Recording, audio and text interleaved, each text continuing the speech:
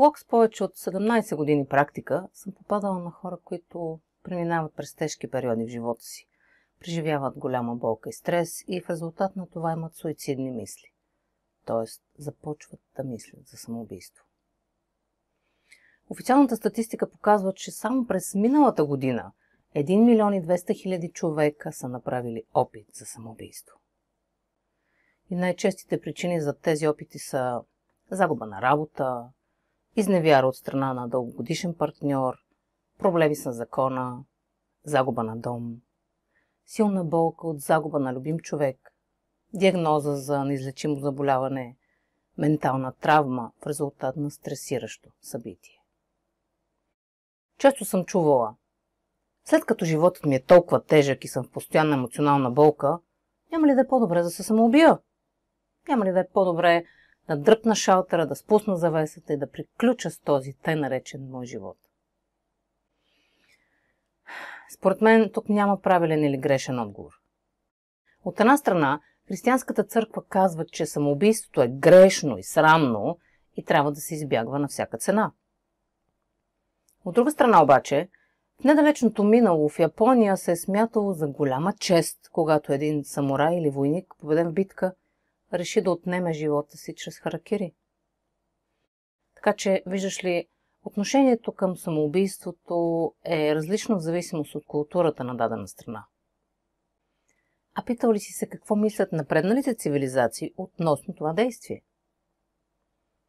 Башар казва, че смъртта на всеки човек е форма на самоубийство.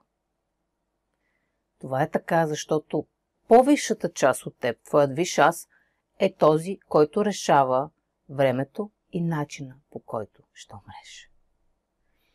Може да загинеш в автомобилна катастрофа, от рак или друга коварна болест, или пък спокойно да умреш в леглото си на 95 годишна възраст.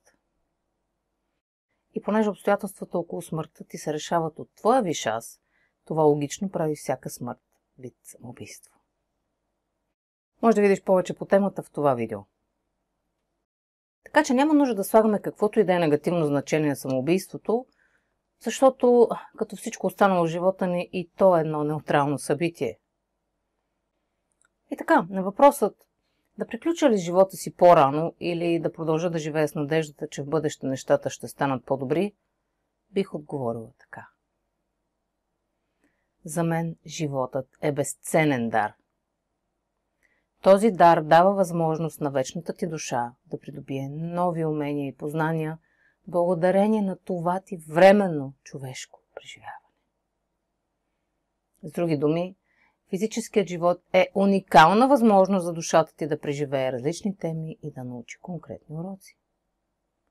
Затова да се чудиш дали да се самоубиеш е като да се чудиш дали да изхвърлиш боклука безценен диамант, който ти е бил подарен. Да, ако искаш, може да го направиш, но на мен ми се струва тотална загуба и пропусната възможност. Пропусната възможност да научиш нещо повече за себе си, да разшириш съзнанието си с нова опитност и да пораснеш като личност. В крайна сметка, това е смисълът на живота. Може да научиш повече във видеото ми какъв е смисълът на живота. Кога идва желание за самоубийство? Желание за самоубийство идва, когато усещаш голяма емоционална болка и се чувстваш като хванат в капан. Когато си изгубил всяка надежда, когато сякаш си в дупка и не намираш изход от нея. Следователно, започваш да се питаш, защо да продължаваш да живееш този скапан живот, след като така само удължаваш страданието си? Няма ли да е по-добре да се свърши вече? Искам да ти кажа, че в каквато и ситуация да се намираш, колкото и трудно да изглежда тя, винаги има изход. И намирането му е много по-лесно, отколкото си мислиш. Най-важното нещо е да разбереш, че твоите емоции възникват вследствие на твоите убеждения. Например, ако си обхванат от силно чувство на срам и вина заради нещо, което си направил, вероятно имаш дефиниция или убеждения, които ти казват, че си направил нещо лошо или нередно. За да промениш ситуацията, просто трябва да дадеш друго значение на това, което си направил, като си кажеш: Това събитие не е добро или лошо. То е неутрално. В него няма вграден смисъл. Аз съм този, който решава какво значение да му дам. След това избери друго, овластяващо значение и това коренно ще промени преживяването ти. Тогава твоят срам и чувство за вина ще се изпарят и ти ще се почувстваш много по-добре. Така че, в каквато и ситуация да се намираш и без значение какво ти причинява емоционална болка, просто трябва да откриеш какви определения и убеждения са предизвикали тези негативни усещания в теб. За да направиш това, когато си спокоен, седни в тишина и си задай следният въпрос. Какво вярвам, че е истина в тази ситуация, за да се чувствам по този начин? Задай въпроса и слушай. Наблюдавай мислите си. Без очаквания и настоявания. Позволи на висшия ти аз да ти даде отговора, който често идва под формата на мисъл или идея. Да речем, че си разбрал, че твоят съпруг или съпруга, с която сте заедно от години, ти е изневерил и сега дори иска развод, може да се почувстваш, сякаш целият ти свят се разпада. В подобна ситуация фокусирай вниманието си върху чувството, което изпитваш и просто се запитай. Какво ли вярвам, че е истина в тази ситуация, за да се чувствам по този начин? Задаването на въпроса дава началото на процеса по откриване на негативното убеждение, което стои в основата на всичко. Изходът от емоционалната дупка, в която се намираш, не е чрез потискане на емоциите ти с алкохол, наркотици или безразборен секс, а с дълбоко навлизане в емоцията, която изпитваш, и откриване на негативното убеждение, което я предизвиква. Така че задай въпроса и слушай. Какво вярвам, че е истина в тази ситуация, за да се чувствам по този начин? И тогава главата ти може да мине над мисли като без съпругата ми просто не си заслужава да живея. Никога няма да бъда щастлив без нея. Не съм достатъчно добър, затова ме изостави. Аз съм прекалено стар за нова връзка. Прекалено съм дебел или грозен и никой няма да ме иска. Никога няма да намеря друг, който да ме обича. Ще прекарам остатък от нещастния си живот сам и без никой до мен. Живота ми е свършено. Повече не виждам никакъв смисъл да живея. Това са тези подсъзнателни негативни убеждения, които предизвикват непоносимата емоционална болка от теб. За да се освободиш от тях, втората стъпка е да си зададеш въпроса. Тези убеждения верни ли са на 100%? Това неоспорими факти ли са? Хайде да изследваме по-отблизо едно от тези негативни убеждения. Например, не съм достатъчно добър и никога няма да намеря друг, който да ме обича. Запитай се, това 100% истина ли е, че не мога да привлека нов партньор? А как си успял да привлечеш предишните си партньори? Значи пак ще успееш. Аз вярвам, че самият факт, че съществуваш, те прави достатъчно добър. Защото Вселената, Създателят, Творецът, Бог или както го наричаш, не допуска грешки. Щом си създаден, това автоматично те прави важен и нужен. Ти заслужаваш да имаш хубав живот, да си щастлив и да имаш любим човек, с който да споделиш всичко. Ако обаче сега си мислиш, че това не е вярно и ти не можеш да имаш това, то ти спориш с твоя Създател. И повярвай ми, никога няма да спечелиш този спор. Защото самият факт, че ти е даден живот, означава, че си достатъчно добър и нужен в очите на Създателя или на Бог. В противен случай нямаше да ти има.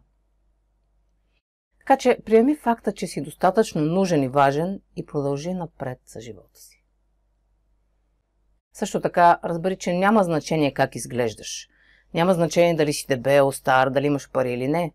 На света има достатъчно хора, които биха те обичали. Точно такъв, какъвто си. Но първо е нужно ти да приемеш и заобичаш себе си, такъв какъвто си. Защото Вселената е едно огромно огледало и ако ти не обичаш себе си, ще създаваш ситуации, ще привличаш хора, които да отразяват това ти вярване. Защото каквото излъчваш, това привличаш.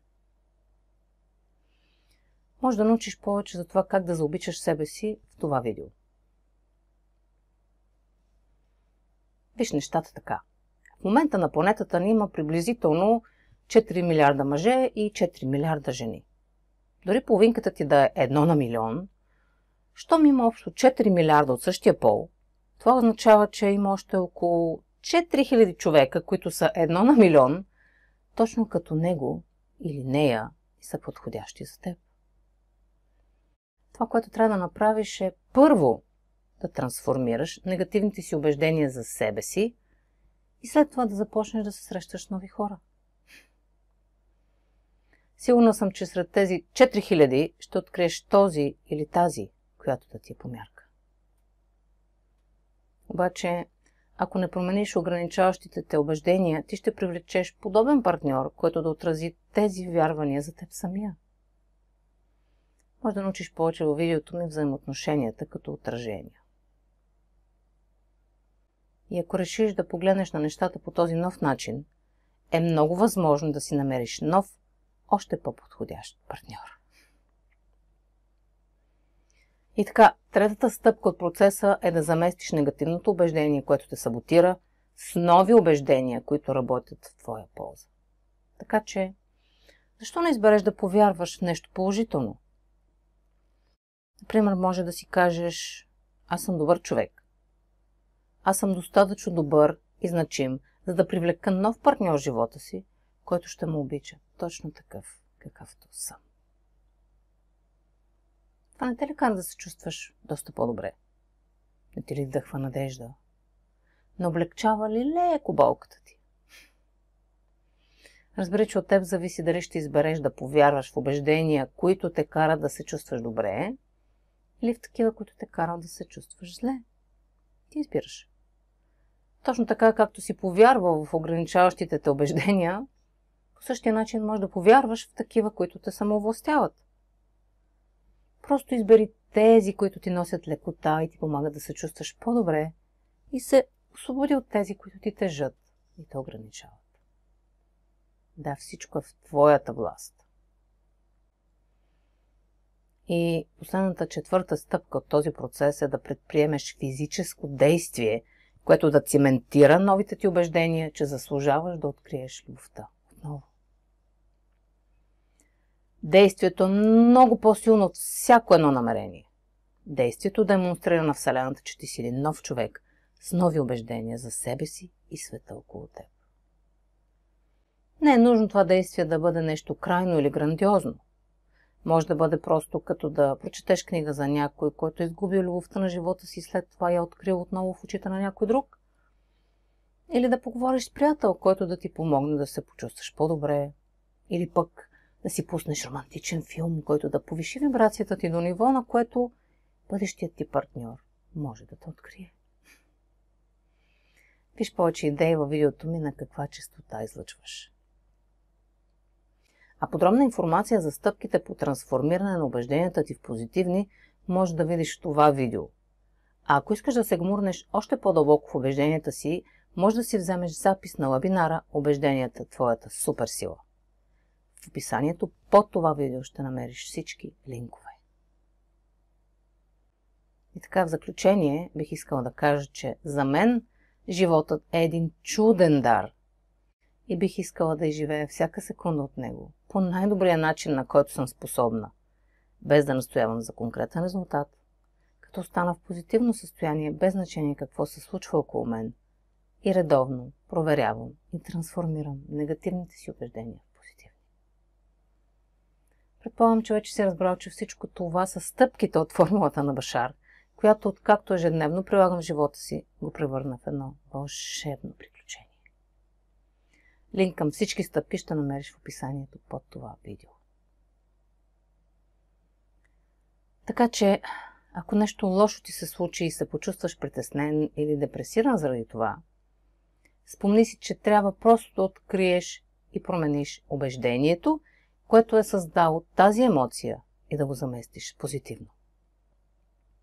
Тогава чувството на безнадежност ще изчезне от само себе си и ти ще можеш отново да се наслаждаваш на живота си. Би ли желал да повярваш, че е толкова просто?